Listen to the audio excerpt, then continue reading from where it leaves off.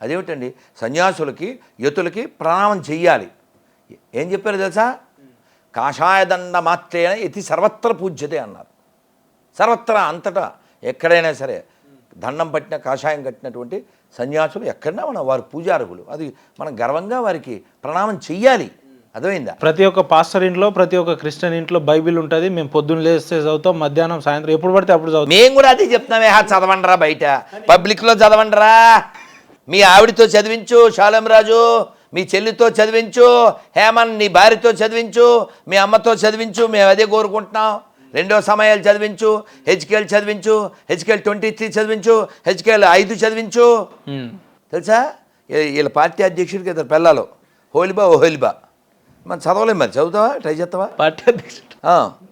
So వాడు నాకు 2 భార్యలు, హోలిబా ఓహోలిబా. వారిని ఐగుప్తు దేశం నందు వారు జారత్వం చేసిరి. వారి కన్యాకాలపు డాష్ను వారి ఇంకా చదవడం చెప్పలేము. వద్దు మహాన్ బాబు, చెప్పలేము. అవి నలిపిరి అంటాడు వాడు. తెలిపిరి అంటే చెప్పలేదు, నలిపిరి. సో కాబట్టి ఈ దరిద్రం మనకు అవసరమా? ఈ దరిద్రం వాడు చదవగలిగితే పబ్లిక్లో చదవమను, వాళ్ళ ఆడితో చదువుతున్నాను ఛాలెంజ్. ఇది పరిశుద్ధం అని నిరూపించమను. అంటే పూర్తిగా బైబిల్ అనేది చదవడానికి వీలు లేదు. దేనికి చెప్పా? ఏం నేర్చుకోవాలి చెప్పు? బైబిల్ పొట్టా బట్ట కాదు, ఇది ఏం నేర్చుకోవాలి దీని నుంచి చెప్పు? అరే అది పరిశుద్ధ గ్రంథం. ఎలా నువ్వు నిరూపించా? ఒక కామనం ఎంతో చదివి చూస్తా. ఏ పాస్టర్ పిల్లమైనా ఇది చదవగలదా? నువ్వు చెప్పిన ఎరిపప్పో, లేకపోతే ఇంకొక హేమనో, లేకపోతే ఇంకొకరు ఎవరైనా దీన్ని చదవమను. అందులో ఉన్నదిగా, మా సొంతమేం కాదుగా. ఎందుకు చదవలేడు? చదవను. నువ్వు చదివించు పట్టుకెళ్ళి, బుక్ పెట్టుకెళ్ళి. నేనే చదువుతలేను, ఇంకా వాళ్ళకేం చదువుతాను. నో. ఇప్పుడు దీన్ని పరిశుద్ధం అని వాడు అనుకుంటున్నాడు. వాడితో చదవాలి, నువ్వు వాడితో చదివించు ప్లీజ్ పట్టుకెళ్ళి. వాళ్ళ బుక్లో ఉందో లేదో చెప్పు, నా సొంతం కాదు. ఇంకో విషయం చెప్పనా? మేరీని ఖురాన్లో ఏమంటారు తెలుసా? మరియం అంటారు. తెలుసా? అందులో ఈ యేసుబాబు చెప్తాడు, నేను నా తల్లి మరియం ఇరువురము అల్లాకు దాసులము, మేము జకాత్ సమర్పిస్తాం, మేము రోజు నమాజ్ చేస్తాం అని చెప్పాడు. ఏం చెప్తాడు? ఓసారి అడుగు పాస్టర్నే ఉన్నాను, ఏం చెప్తారు చూడు. ఓసారి విపి రెడ్డి అన్నాడు, ఏమని? మనం ఇక్కడ అంతా హిందువులు కాబట్టి మత ప్రచారం చేస్తున్నాము, మార్పు చేస్తున్నాము, పాకిస్తాన్ వెళ్ళి మత మార్పిడి చేయగలమా అని. ఇప్పుడు మళ్ళీ ఇక్కడ వీళ్ళు ఏం చెప్తారు? ఎందుకు వచ్చారా మీరు మా సందులోకి అంటే, సర్వలోకాలకు వెళ్ళి ఈ సెవ్వార్త చెప్పమని చెప్పాడు అంటాడు. సర్వలోకాల్లో పాత బస్తీ లేదా? సర్వలోకాల్లో పాత బస్తీ ఉందా లేదండి? మరి ఓసారి వెళ్ళొచ్చుగా, తీరా ఓసారి వెళ్ళొచ్చుగా, పాత బస్తీకి వెళ్ళొచ్చుగా. ఓసారి వెళ్ళింది ఒక ఆవిడ, వెళ్ళి రక్తం దారపోసి వచ్చింది. ఓకే, రక్తం చూశారు, రక్తం దారపోసింది, కానీ అది ఎట్లా దారపోసింది? అదే వాళ్ళు చూశారు రక్తాన్ని, వాళ్ళు రక్తాన్ని చూశారు. కాబట్టి ఈ 2 ఎడారి మతాల వలన ప్రపంచంలో కొన్ని కోట్ల మంది ప్రాణాలు కోల్పోయారు, మనశ్శాంతి కోల్పోయారు, సంస్కృతులను కోల్పోయారు, వాళ్ళ దేశ భూభాగాలను కోల్పోయారు. అర్థమైందా? సో వీళ్ళ వల్ల గెయిన్ ఏం లేదు, పెయిన్ తప్ప. ఎందుకంటే వాళ్ళకి బ్రెయిన్ లేదు కాబట్టి. కానీ వక్ఫ్ బోర్డు లాంటి చట్టం ముస్లింలకు వస్తున్నప్పుడు సనాతన ధర్మకు సంబంధించి కూడా అలాంటి ఒక బోర్డు వస్తే బాగుంటుంది లేదా రావాలనే ఆలోచన ఎప్పుడు రాలేదా గురుజీ? ఎందుకు డిమాండ్ ఉంది, రావాలి. అయితే మరి బాధ్యత తీసుకునే వాళ్ళు కావాలిగా. అర్థమైందా? No pain no gain. అదేంది కేంద్రంలో ఉన్న బీజేపీ హిందూ ధర్మ పరిరక్షకులు అని చెప్తారు కదా. చేస్తున్నారు, వాళ్ళ ప్రయత్నం వాళ్ళు చేస్తున్నారు. So we need more leaders. నేను చెప్పేది ఉదాహరణకి, అంటే who is better than prime minister? ఇంకా ప్రైమ్ మినిస్టర్ కంటే పైన ఉండాల్సిన వాళ్ళు ఎవరు ఉంటారు? అయితే ఇక్కడ కొలీజియం అని, కోర్టులు, గొడవలు, ప్రజాస్వామ్యం ఉన్నాయి కదా. Is not dictator, is a prime minister, is not Kim. అదేవిందా? కిమ్ అనుకో, ఏమన్నా సరే కిమ్ అనుకున్నా ఉంటారు అందరూ. వీఆర్ డెమోక్రటిక్ కంట్రీను. కాబట్టి ఒక పద్ధతి ప్రకారంగా వాట్ ఈ కెన్ డూ ఈజ్ డూయింగ్. 500 ఏళ్ల సమస్య అయోధ్య పరిష్కరించబడింది, 70 ఏళ్ల సమస్య కాశ్మీర్ పరిష్కరించబడింది కదా. ఈ పరిష్కారాలు ఎప్పుడు జరుగుతూ ఉంటాయంటే హిందువులు పెరగాలి, హిందుత్వవాదం పెరగాలి, హిందువులు పెరగాలంటున్నాం. ఒకవైపు హిందూ దేశంలో ఈ హిందూ ప్రధానమంత్రి ఉన్న ఈ భారతదేశంలో హిందువుల మీద దాడులు జరుగుతున్నాయి, దేవాలయాల మీద దాడులు జరుగుతున్నాయి, లేదంటే మన మతస్థులను ఇతర మతస్థులు ఆకర్షించుకుంటున్నారు, రకరకాల ఇబ్బందులు ఉన్నాయి. హిందుత్వంలో చైతన్యం వచ్చేది ఎప్పుడు, ఏ రకంగా కార్యాచరణలు తీసుకోవాలని అంటే కదన బాధ్యతను ఫీల్ అవ్వాలి, బాధ్యత తీసుకోవాలి. ఫర్ ఎగ్జాంపుల్ ఇప్పుడు మనకి వీళ్ళు ఇచ్చారు, ఈ హాల్ ఇచ్చారు, మనం దీన్ని ఏదో మన మీద గౌరవంతో వాళ్ళు ఇచ్చారు, దీన్ని వాడుకున్న తర్వాత దీన్ని మనం వెళ్ళిపోయేటప్పుడు ఎక్కడిదక్కడ పెట్టి వెళ్ళాలి. దాన్ని ఏమంటారు? బాధ్యత అంటారు. అలా కానీ నీ ఇష్టం వచ్చినట్టు వెళ్తే బాడుకో అంటారు. అంతే తేడా. మనం అయిపోయింది, మన పని అయిపోయింది. అరటిపల్లి తొక్కలాడ బాడేసేసి ఏడాది బాడేసి వెళ్ళిపోతే అది కాదుగా. ఈ దేశం నాది అని ఫీల్ అవ్వాలి. ఫీల్ అయినప్పుడు బాధ్యత ఫీల్ అవుతాం. గురుగారు మీకు తెలుస్తలేదు, మాలాంటి వ్యక్తులు అసలు బయట ఒక బొట్టు పెట్టుకొని పోతేనే నువ్వు హిందూ మత ప్రచారకుడు అని పెట్టే రోజులలో ఉన్నాం. ఇక స్వేచ్ఛగా తిరిగే రోజులు లేవు మన హిందువులకు. అది ఎప్పుడు వస్తుంది అంటారు? బెంగాల్లో ఒక వృద్ధుడు, చదువు లేని వృద్ధుడు, ఆయన కంఠమాల వేసుకుని ఏదో పని మీద సైకిల్ మీద వెళ్ళాడు. అక్కడ ఒక గుంపు, ఒక పందుల గుంపు అతని కొట్టిని. అతను ఏదో వాళ్ళ దేవుడిని విమర్శించాడని ఫేస్బుక్లో పెట్టాడని. అతని ఫేస్ కాదు, ఫేస్బుక్ ఏంటో తెలదాం. అతను చదువురానివాడు. కేవలం అతను హిందూ కాబట్టి, అక్కడ వాళ్ళు మైనారిటీస్ కాబట్టి. సో కాబట్టి మనకి ప్రమాదం ఇతర మతస్థుల కంటే అన్ని మతాల సమానమైన ఇంటి దొంగలతో ప్రమాదం. ఓకే, సెక్యులర్ కుక్కలు. ఆడు ఉమ్మేస్తాడే. భారతదేశం అంటేనే సెక్యులర్ కంట్రీ అంటారు కదా. సెక్యులరిజం నపుంసకుల నినాదము. నపుంసకుల నినాదము వాళ్ళకి. సెక్యులరిజం నిరూపించండి చూద్దాం. 10 lakhs ఇస్తా. సెక్యులరిజం ప్రూవ్ చేయండి. కాదంటారా? హిందూ ముస్లిం బాయ్ బాయ్ అంటారు, లేదంటే నిరూపించు. డైలాగ్ లేయద్దు. ఇప్పుడు ఇక్కడ ఉన్నోళ్ళు ఎవడైనా నేను రానా కంటే పొడుగు అన్నావు అనుకో, ఏమడుగుతాను నేను? ఒకసారి నుంచారా అంటాను. అవును. ఎందుకని? రానా ఎంత? 7+ అవునా?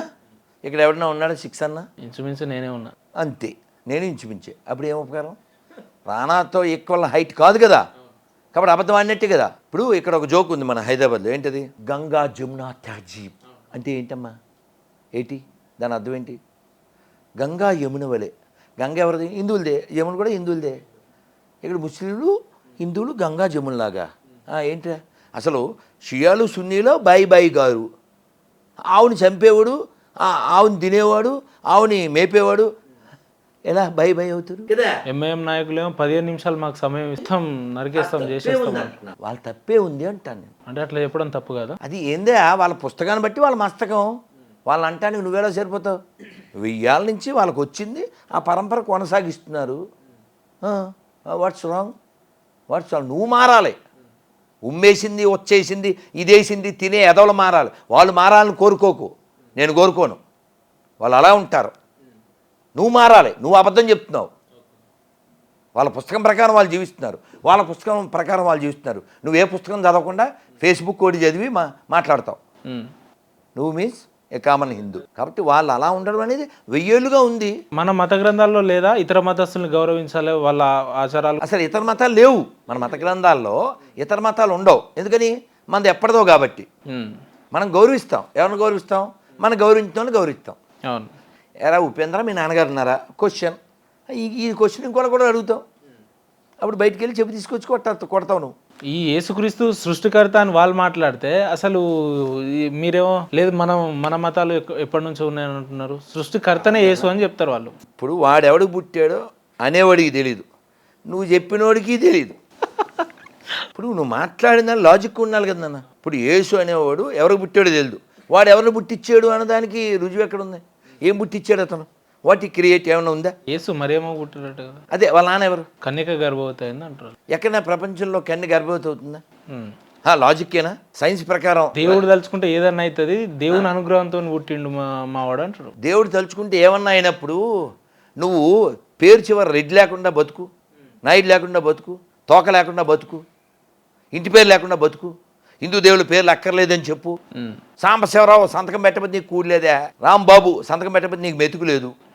కులం పేరు వాడుకోకపోతే నీకు మెతుకు లేదు. వదిలేయి. నీ దేవుడు సర్వశక్తిమంతుడైతే అసలు హిందువుల వల్ల వచ్చిన శరీరం కూడా వదిలే దరిద్రం వదిలిపోద్దాయి. ఏం మాట్లాడుతున్నారు? నరాలు కట్టయినా? నీ నరాలు కట్టేనా ఏం కట్టేనా? నీ దేవుడు సర్వశక్తిమంతుడు కాదని నేను అంటున్నా. నువ్వు అవును నిరూపించుకో. మొన్న చెప్పాను టీటీడీలో ఆడెవడో చర్చికి వెళ్తే, మీరు హిందువులుగా నమోదయ్యి హిందూ పేర్లతో బతుకుతూ హిందూ దేవాలయాల్లో సొమ్ము తింటూ అక్కడికి వెళ్ళి వాడెవడో మొక్కే బదులు ఇక్కడ వదిలేయండి, టీటీడీని వదిలేయండి. వీలైతే శరీరం వదిలేయండి. వాడిని అడిగి కొత్త శరీరం తెచ్చుకుని కొత్త పేరుతో కొత్త బాడీతో సుఖంగా జీవించండి. ఈ 50-50 జీవితం ఎందుకు మీకు? శరీరం వదిలేవడం అంటే చనిపోవడమే. ఇది వాళ్ళ నీతికి సంబంధించిన విషయం. అదేనా? నీతిమంతుడు సింహం వల్ల గర్జించును అని వాళ్ళ బుక్లో ఉంది. కాబట్టి వారికి నీతి ఉంటే ఆ రీతిగా జీవించమను. నీకేమో అన్నీ ఇక్కడే కావాలి. ఇక్కడ నాన్న ఇచ్చిన శరీరం కావాలి, నాన్న పేరు కావాలి, అమ్మ నాన్న ద్వారా వచ్చిన కులం కావాలి, సర్టిఫికెట్లో హిందూ కావాలి.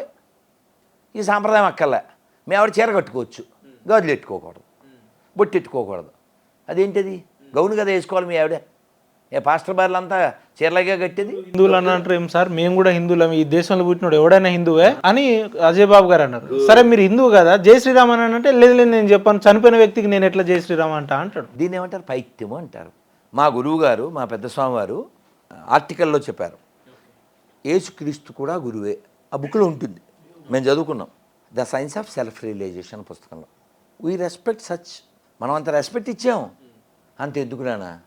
యోగద సత్సంగ సమితి అంటారు తెలుసా? ఒక యోగి ఆత్మకథ పుస్తకం, అందులో కూడా జీసస్ని గౌరవిస్తారు. అలా చాలా మన అంతెందుకు సత్యసాయిబాబా గారు లోగో చూడలే? ఓంకారం, అల్లాదే, యేసుది అన్నీ ఉంటాయి. అది మన హృదయం. ఓసారి చర్చిలో అన్ని పెట్టించు, మసీదులో అన్ని పెట్టించు. కష్టం.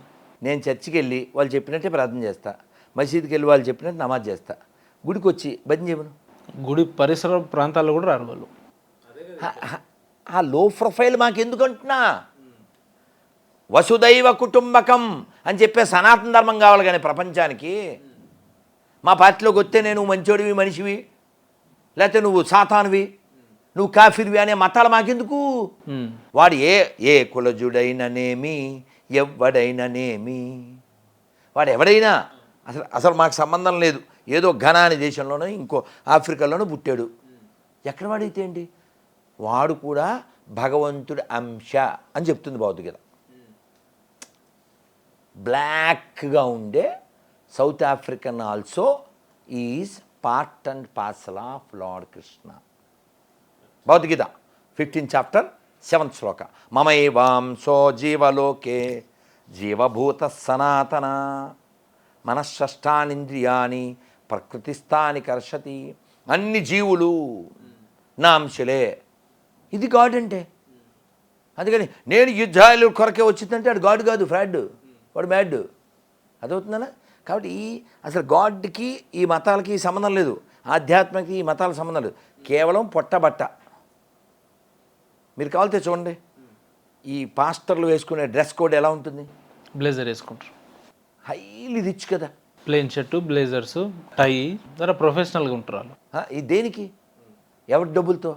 ఈ పేద ప్రజల యొక్క దశంభాగాలతో కదా. వాడు కవర్లు ఇవ్వబడినవి, ఎంత అందంగా చెప్తాడో, నోరు గుట్టినట్టు.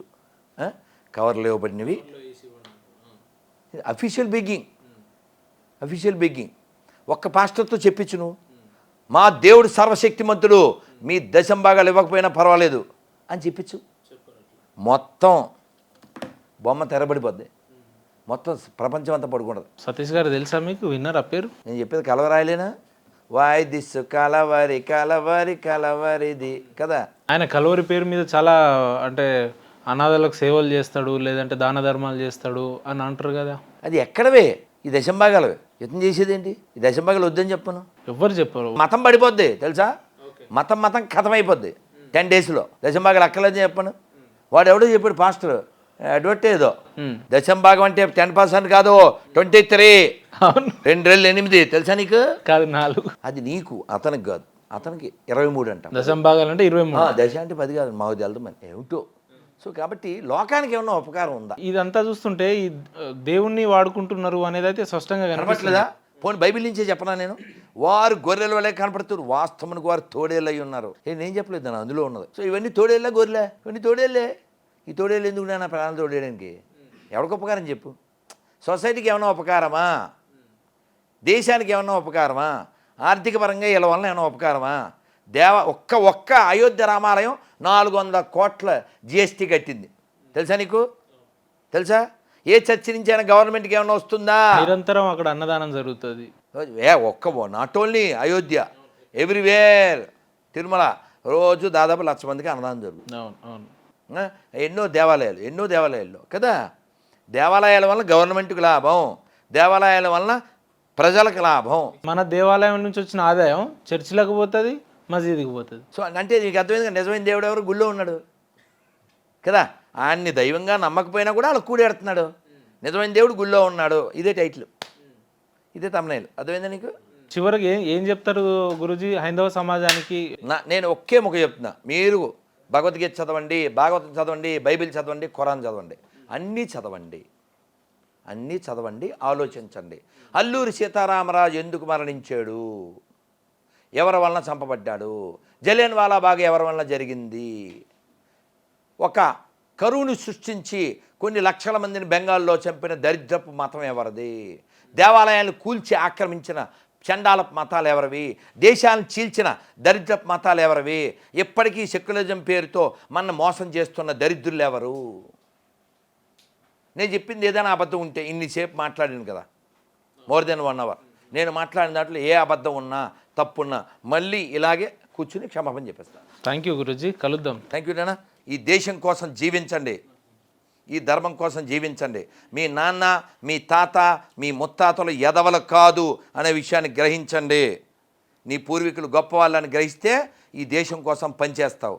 అంతేగాని ఇప్పుడు ఏం చేయలేస్తాడు తెలుసా, కింద కామెంట్ ఏమిస్తాడు తెలుసా, మరి వాళ్ళు కనిపెట్టి నువ్వు ఎందుకు వాడుతున్నావు అంటాడు.